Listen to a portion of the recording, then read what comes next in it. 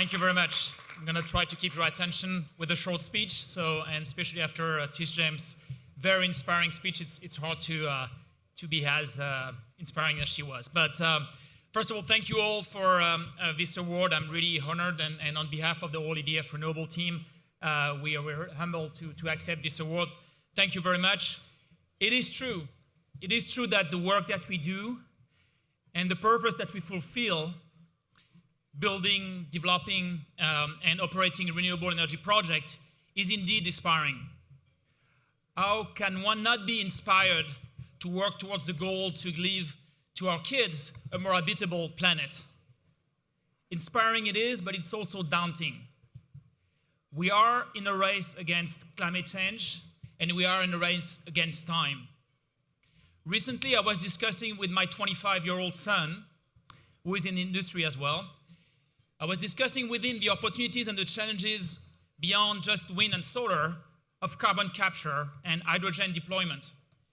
And the odds that we have, our generation, me, the dad, and he, to make a significant dent and to turn things around within a generation. And suddenly, I noticed his sober face, and I asked him about his demeanor. And he answered me with a single sentence. Dad, do you realize that you're talking about making improvements only at the end of my lifetime? And it's true. It's going to take a lot of energy and effort to be able to turn it around. And it's going to take time to see the inertia of climate change, make its effect on our planet. So this sentence, or shall I say this life sentence of my son, still resonates with me since every morning and drive me even harder to make the needed change now to be able to avoid the worst effect of climate change. The work we do is critical and inspiring, and it requires rallying a lot of stakeholders.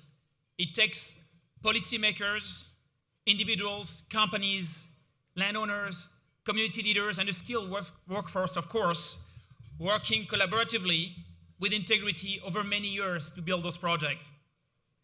And New York is leading the nation on climate policy. Climate change is an existential threat, and government leaders here in these states are taking it head on, responding not just with words, but with action. I was saying to a few of you that over the last 3 years, I am astonished and impressed by the progress made by the states. And I can tell you, I cover all North America. I got a lot of state officials I'm working with. So congratulations for all of you to support those efforts to achieve net zero greenhouse gas emission, strengthen climate resiliency, promote clean energy, and secure environmental equity. It is inspiring. It's also imperative. And none of those achievements, can happen without organizations like the League of Conservation Voters to achieve those kind of policy changes. So thank you again. It's a unique opportunity for me to applaud you, Julie, and the whole team, which I don't know all of you yet, for taking action and making it a priority for New York to have clean air, clean water, and clean energy. Thank you. But I would like also to take the stage. I would be remiss not to use the stage to thank my own team. We have an exceptional team in terms of quality and passion, whether they are building projects in upstate New York, wind and solar, whether they are developing here in the great city of New York, rooftop solar, storage or microgrid, or whether we're working on developing offshore wind with Atlantic Shore. I am proud to work with such a distinguished team. And I would like to thank them for showing up every day. And when I say show up, it's not only showing up in logging the laptop and taking a video call, but it's also showing up truly in person, in your towns, on your farms, at your schools, in your community meetings and organizations to partner with New Yorkers to create a sustainable energy future. And I would like also to pay tribute to the communities that we engage with and that grant us the honor to be their guests. To that extent, I would like to share with you a short video spoken directly from the landowners who serve to benefit from a solar project in Niagara County.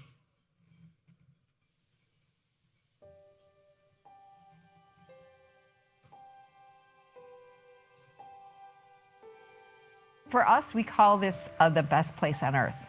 The farm has been in my family since 1894, so there's a lot of history here. The solar project will benefit our little town of Heartland in a couple of different ways.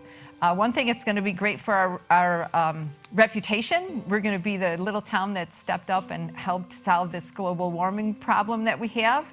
And of course, it'll benefit the town by adding revenues in taxes for the school and the town, so that our small schools will be able to provide quality education for our kids.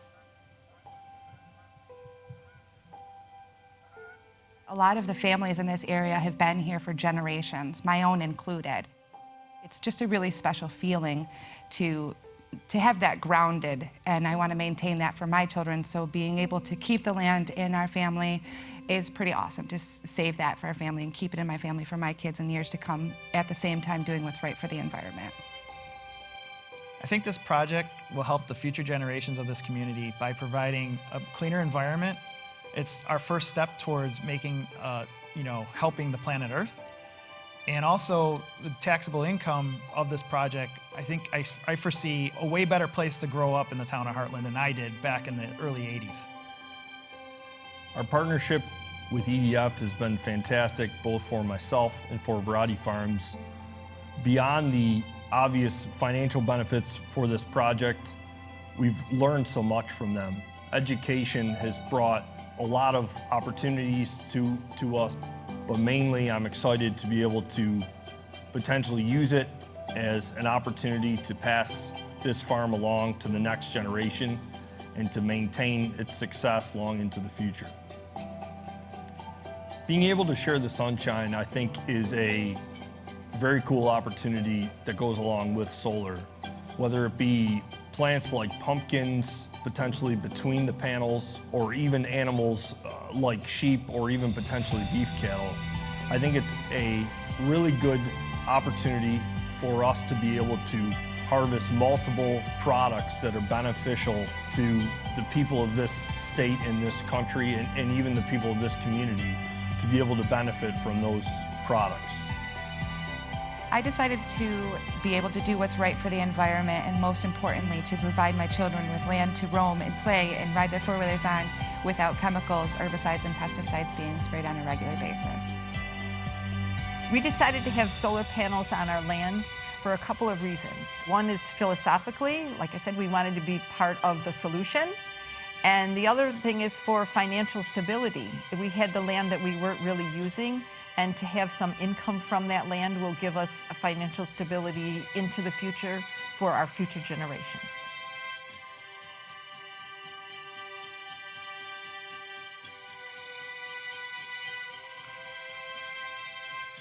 Thank you. And indeed,